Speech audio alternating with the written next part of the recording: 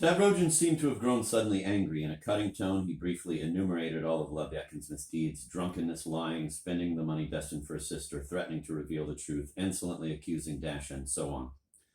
The captain cringed, made gestures of protest, even tried to answer the charges, but each time Stavrogin stopped him peremptorily.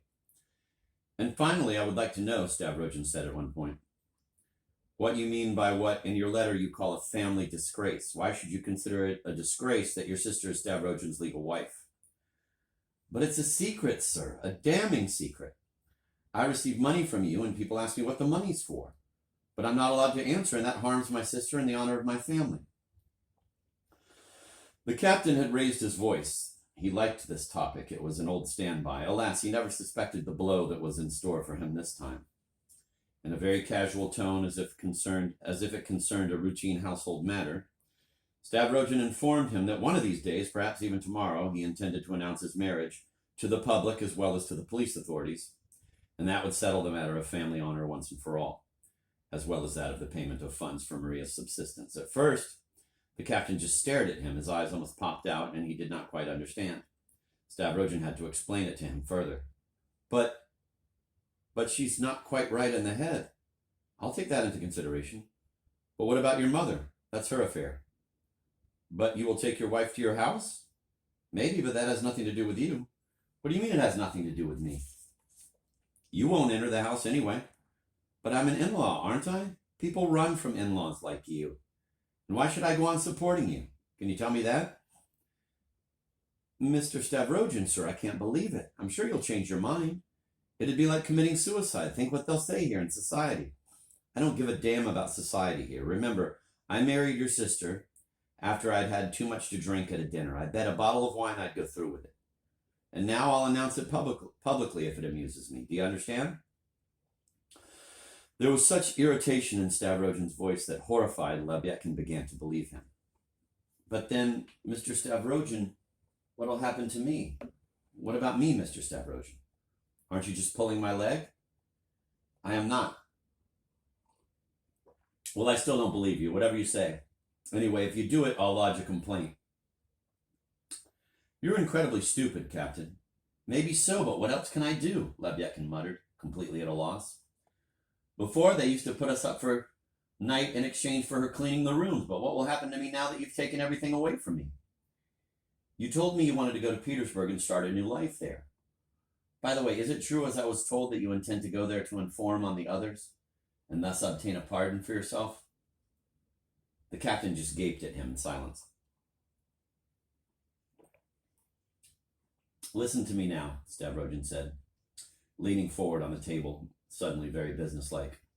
Until then, his tone had been rather ambiguous, so that Levyakin, to whom Stavrogin usually spoke as one speaks to a jester, was uncertain whether his master meant business or was just teasing him, whether he really intended to carry out his mad idea about the public announcement or was merely fooling him. But now he was so calm and convincing that a shudder ran down Levyakin's spine. Listen to me, and you better tell me the truth, Levyakin. Have you already reported something or someone to the authorities, or haven't you? Have you managed to do something of the sort already, to send a letter to someone or something like that? Something stupid? No, or I haven't done anything. Nor did I ever intend to, Levyakin mumbled, still staring at Stavrogin without moving. You're lying when you say you never intended to. When you asked me to send you to Petersburg, it was precisely for that. Now, even if you haven't actually written a denunciation, are you sure you haven't talked to anyone? Don't lie now. I've heard something. When I was drunk, to Laputin. Laputin is a traitor. I opened my heart to him, the poor captain whispered.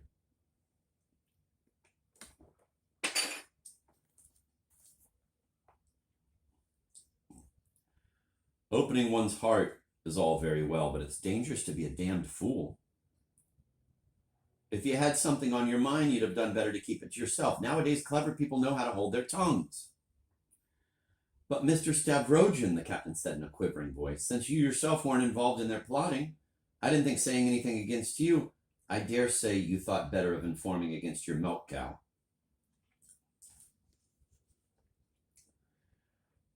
Mr. Stavrogin, please let me explain. And in complete despair, With tears in his eyes, Lebedkin began hurriedly to describe his existence during the past 4 years.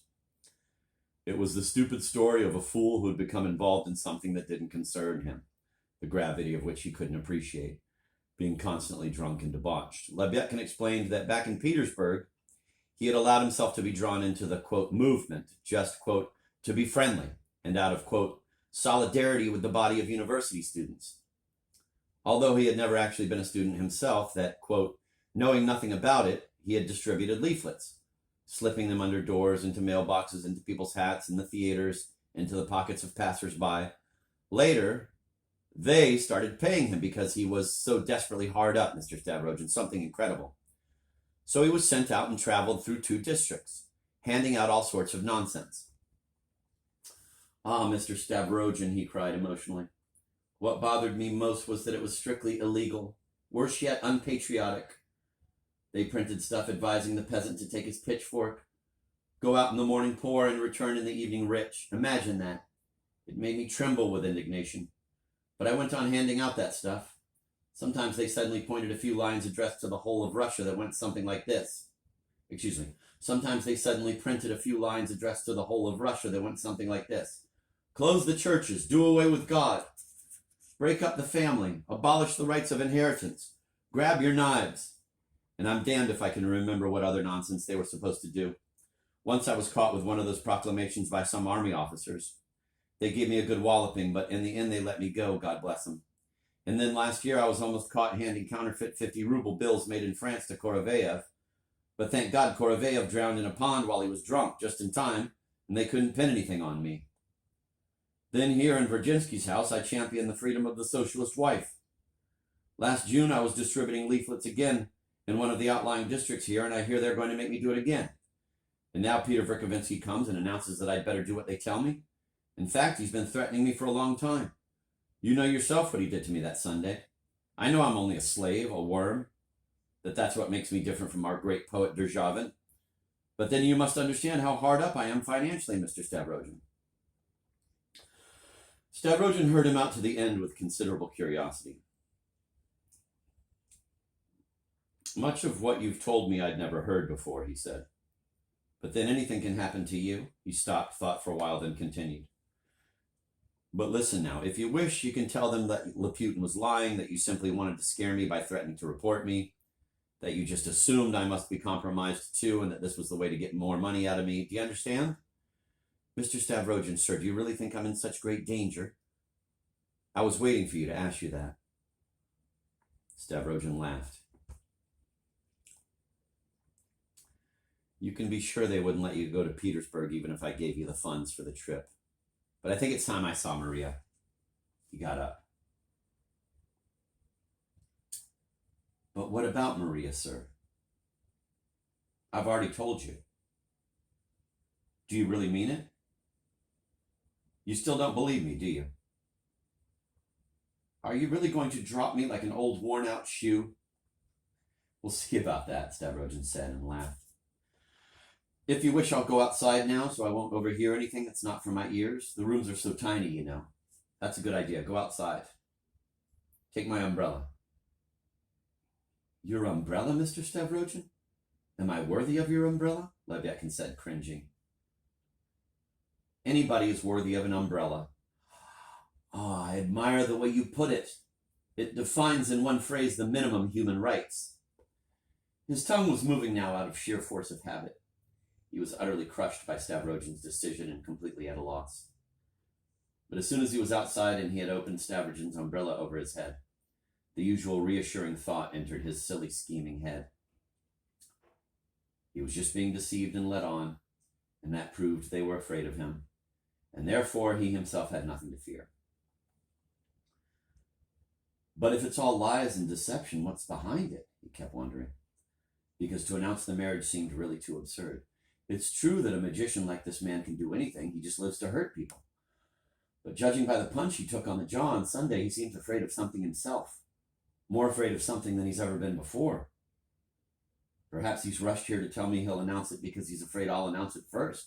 Don't miss your opportunity, Lebedkin. Of course. Why, after all, would he come here in the middle of the night like a thief if he really wanted to make it public? So if he's afraid of something, he's afraid it'll happen now, within a few days. Play the right card now, Lebyakin. Don't make a blunder.